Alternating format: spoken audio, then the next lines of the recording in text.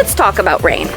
Because we know that we're growing a living thing, such as cherries, and we know that we're growing it outdoors where the crop is susceptible to the elements. Sunshine, wind, rain, all these different elements. So if we have a rain event, which this year we've had a few, how do we respond? Because that's the important point.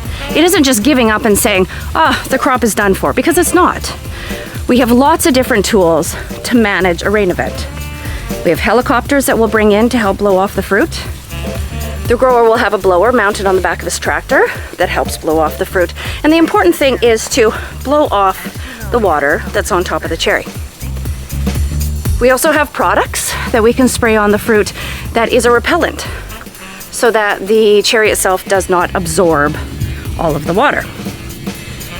And then we have good lines.